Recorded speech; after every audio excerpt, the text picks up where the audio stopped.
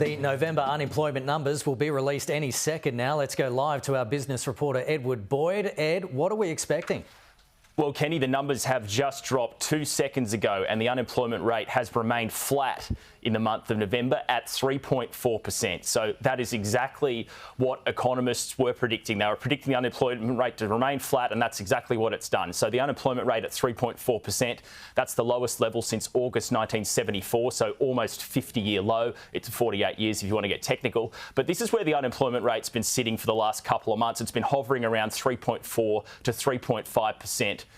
Since August. So the unemployment rate's predicted to stay at this level and finish the year at 3.4% as well. So expect it to continue at this level throughout the rest of December, and then it won't be till next year as our economy starts to slow down a little bit with this threat of a global recession that we'll start to see the unemployment rate tick up very slightly. So the rates come in just as what the market was predicting today, Kenny. Yeah, OK, so no surprises there. We keep hearing politicians and economists use the term tight labour market, but in practical terms, Ed, what does this actually mean? We hear this word all the time. The labour market's tight. We've got a tight labour market in Australia. There's a tight labour market in the UK and America. What it actually means is there are hundreds of thousands of jobs available in our economy, and there are also not enough skilled workers to fill those jobs. So employers are talking constantly about skill shortages. Look, here's the numbers here. You can see unemployment at 3.4%. We've got the participation rate went up. It increased from 66.6% last month to 66.7% this month. And hours worked increased as well by 8 million hours during the month of November. And that may be a reflection of more people coming back into work. We know the last couple of months, a lot of people have been off due to medical reasons with COVID. So potentially there's more people coming back into the workforce in the month of November as well. So these numbers today, they're not really a surprise. They were just what we were hoping for.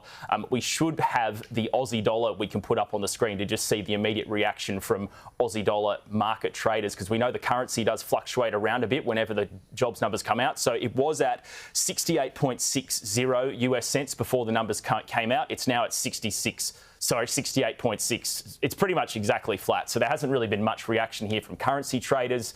They were expecting these figures, and that's what the figures have come out with. Let's also look at the ASX 200, because there can be a stock market reaction, but I imagine it will be pretty similar here. So the market was down about 0.4% at 11 a.m.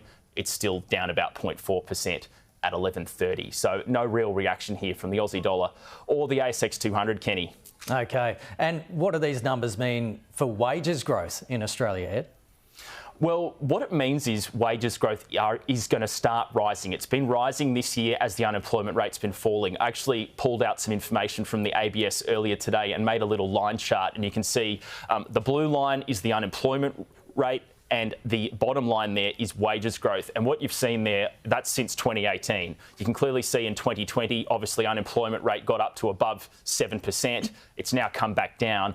Wages growth was particularly low. It was hovering around that 1% figure in the middle of 2020. But now wages growth is climbing.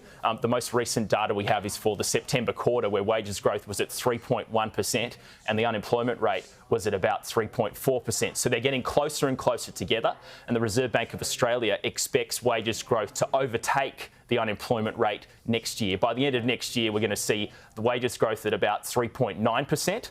And the unemployment rate is expected to be at 3.7%. So basically, with a tight labour market, employers need to offer higher wages to try and poach people from other companies, and that pushes up wages growth. So that's the reason for the lift in the wages numbers. Makes sense. Ed, looking overseas, overnight the US Federal Reserve lifted interest rates. So how will the Reserve Bank react to today's job figures and the US rates outlook? Well, I've just looked at the RBA's economic forecasts, and they are expecting unemployment rate to be 3.4% in November and in December this month. So they'll look at these figures and be happy to see the unemployment rates come in at what they were predicting. But overnight, the US Fed lifted rates by 50 basis points, and the chairman, Jerome Powell, said they're going to be lifting by another 75 basis points early next year. So the Fed meet again at the end of January. So they're likely to lift rates again by 0.5% at the end of January. That'll bring the cash rate in America to 5%.